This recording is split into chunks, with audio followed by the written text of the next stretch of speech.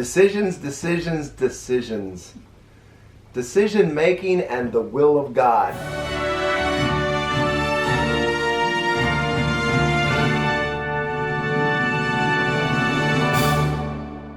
One of the top 10 questions that Christians ask is, what is the will of God for my life?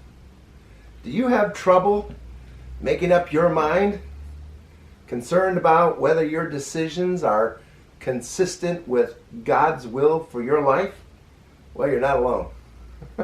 Many Christians approach the subject of the will of God as if it's outside of them and that somehow it must be found.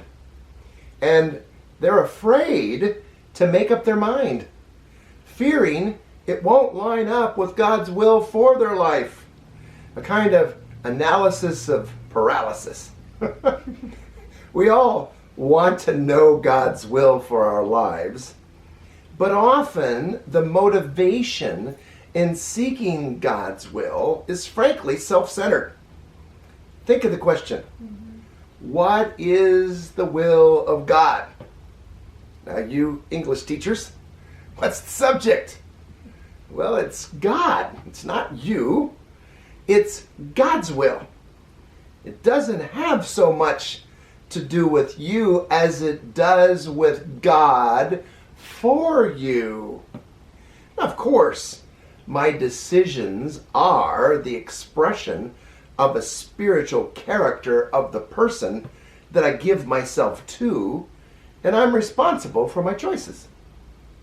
So the question the Christian has to ask is, first, what is God doing? And second, how may I participate with Him? Another way of saying it is, I want in on what God is up to. You see, His will focuses on His purpose for your life. Might need to repeat that. His will focuses on His purpose. His will focuses on His purpose for your life. We might say it is His will for Himself as He expresses Himself in us. You see, you and I know His will by the revelation that He gives us. It's not us trying to figure it out. It's Him revealing it. It is His ability that allows us to know.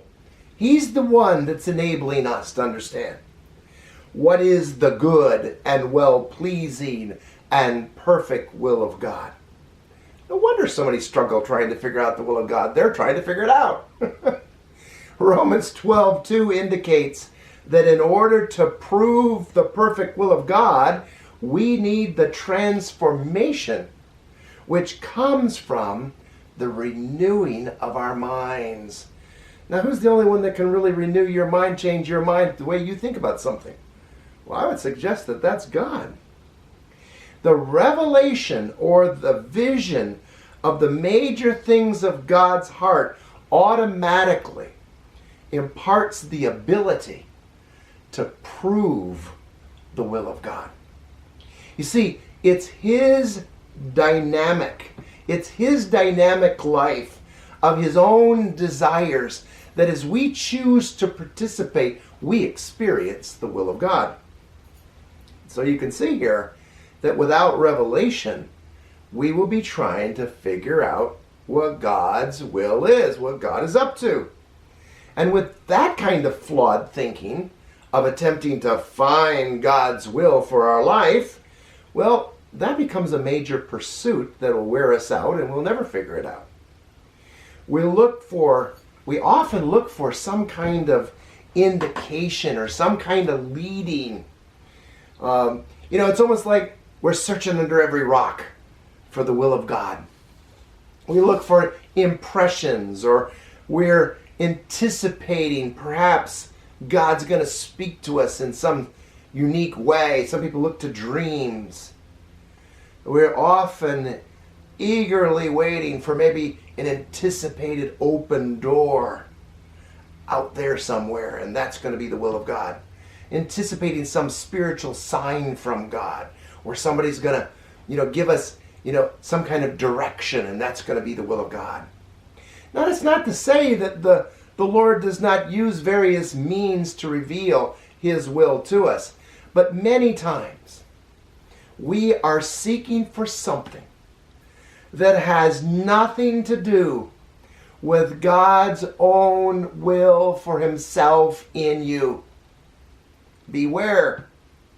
We are without the overall vision of the mystery of the revelation of his will, because we don't know our own identity in Christ and his governing character expression in our lives. You see, the more natural and intimate and practical that relationship is that you have with him, the more you're not questioning his will, you're experiencing his will. And that's because this is God's revealed will for you and me, to live as the Christ ones that we are. All the decisions that you and I make should be governed by God's purpose for our life.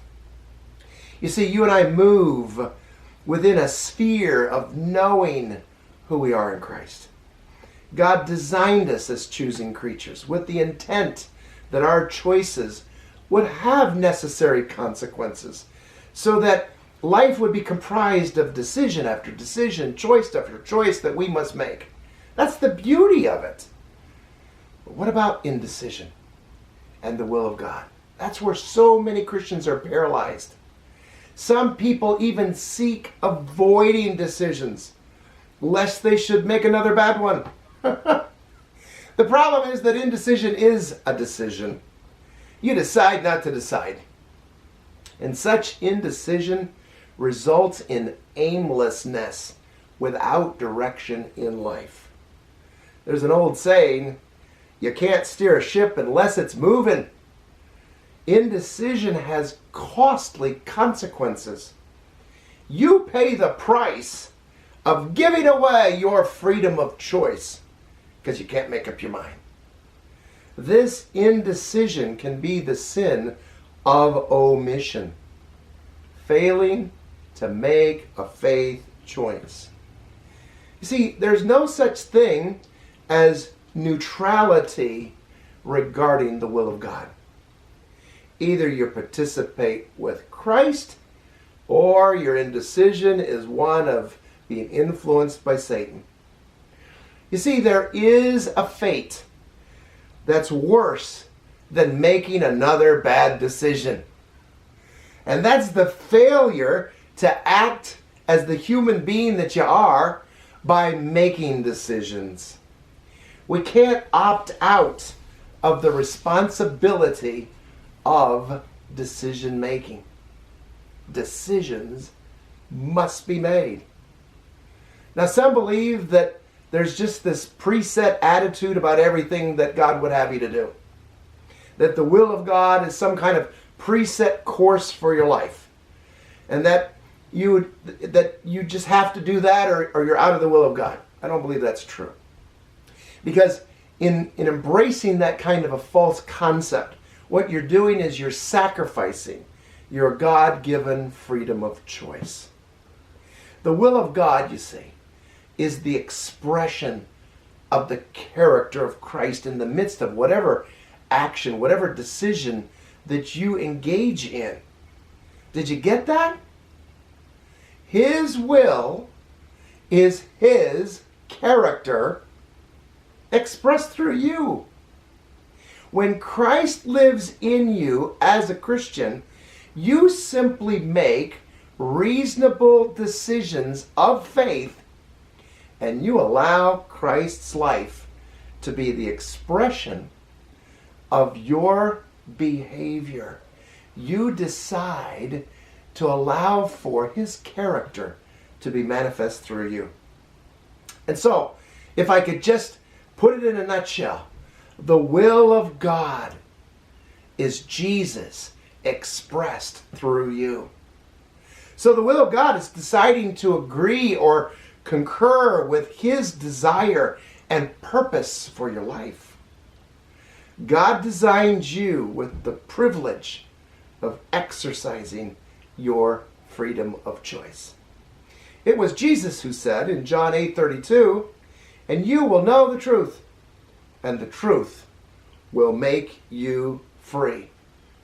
And then in verse 36, he went on to say, "If the Son makes you free, you will be free indeed." And so God's will is always his consistent will. Consistent with what you ask. Consistent with who he is and his character. Consistent with his empowering you to do what you cannot do. He is the expresser of his will. All you need to do is participate with him, and you are experiencing the will of God. It's often asked, but how do I discern God's will? Well, don't deify this process. Don't be overly concerned about impressions or interpretations. That can lead to a whole series of indecisive searching, which kind of goes back to a self-centered approach once again. On the surface, it might appear more spiritual to seek God's leading than to just go ahead and do the obvious thing. But I'm asking the question, is it? Is it really more spiritual? If God gives you a watch, are you honoring him more by asking him what time it is, or by simply consulting the watch? I think you know the answer to that. I want you to listen to this quote, so powerful, by A.W. Tozer. He says, "Except for those things that are specifically commanded or forbidden in Scripture, it is God's will that you and I be free to exercise our own intelligent choice. Make a decision. In almost every situation that touches our everyday life on earth," Tozer goes on to say, "God is pleased when we are pleased. His will is that we be free as birds to soar and to sing our Maker's praise without anxiety. God's choice for us may not only be one, but rather one of a score of possible choices." Tozer says, "The man or the woman who is wholly and joyfully surrendered to Christ can't make a wrong choice.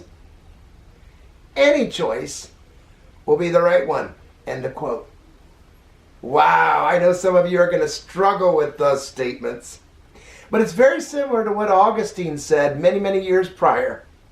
He was quoted as saying, "Love God and do what you want."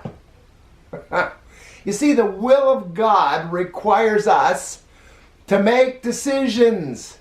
Decision making are faith choices. And faith is simply a response to what God has done and is currently doing in you. Faith is a decision that we make to allow the receptivity of God's activity of grace. A decision of faith is a decision of obedience. And that, my friend, is the will of God for your life. So enjoy making decision after decision in the freedom of his will and experience life as God intended. We hope you enjoyed today's video on Life as God Intended. If you're not already subscribed, make sure you hit that button below so you get a notification every time we upload one of our weekly videos. Be sure to hop over to our blog where you can read articles and notes on today's message and sign up for our emails there. We'll see you back here in a few days, and until then, enjoy life as God intended.